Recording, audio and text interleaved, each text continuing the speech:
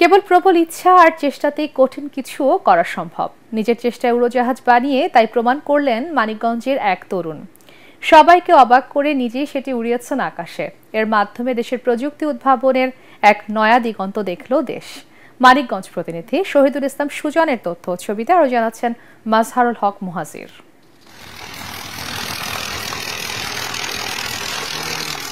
অবিশ্বাস্য হলেও সত্য, নিজের হাতে তৈরি উড়োজাহাজে চড়ছেন মানিকগঞ্জের তরুণ উদ্ভাবক জুলহাস মোল্লা। জেলার শিবালয় উপজেলার ষাটঘর এলাকার এই যুবক এখন টক অফ দ্য টাউন। এই সফলতার নেপথ্যে জুলহাসের সাধনা চলে প্রায় 4 বছর। ইউটিউবে ভিডিও দেখে বইপত্র ঘেঁটে ধাপে ধাপে শিখতে থাকেন উড়োজাহাজ তৈরির খুঁটিনাটি। এমনকি প্রয়োজনীয় যন্ত্রাংশ থেকে শুরু করে নকশা তৈরি সবকিছু একাই করেছেন তিনি।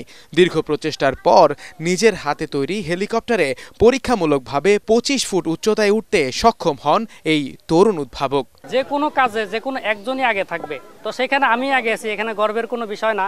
হয়তো আমার মতো চেষ্টা অন্য কেউ করলেও পারতো, কিন্তু আমার ভাগ্যে ছিল প্রথম, তাই আমি প্রথম হয়েছি। বাংলাদেশে এই প্রথম কেউ আর কি আপনার ফ্লাই করতে পারছে, তো সেইখানে আমি আশা করি তারা একটু হলেও খুশি হবে যে বাংলাদেশের কেউ এই পর্যন্ত একটা বিমান নিজের হাতে তৈরি করে উড়াতে পারছে। এই বাহন তৈরিতে ব্যবহার হয়েছে অ্যালুমিনিয়াম, স্টেইনসেল স্টিল, পানির পাম্প মোটর, মোটরযানের মিটার ডিভাইস এবং ট্রলির চাকা। আর এসব মিলিয়ে জুলহাসের খরচ হয়েছে মাত্র 1.5 লাখ টাকা। তার এই সাফল্যে অবাক স্থানীয়রাও। এটার প্রথম উড়াল দিয়েছে, সফল উড়াল হয়েছে।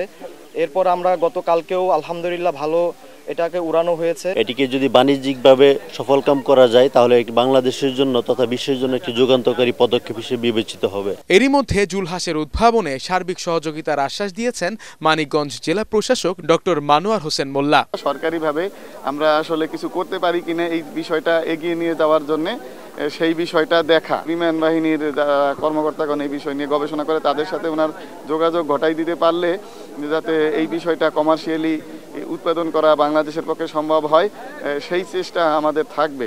শুরুতে অনেকে ঠাট্টা তামাশা করলেও ধাপে ধাপে নিজের লক্ষ্য পূরণে এগিয়ে যান জুলহাস। স্বপ্ন দেখার সাহস আর অধ্যবসায় থাকলে কোনো কিছুই যে অসম্ভব নয় তাই প্রমাণ করেছেন তিনি। দেশের আকাশে দ্রুতই দেশীয় প্রযুক্তির তৈরি বিমান উড়বে, এমনটাই চাওয়া এখন জুলহাসের। মাজহারুল হক মুহাজির, এটিএন বাংলা।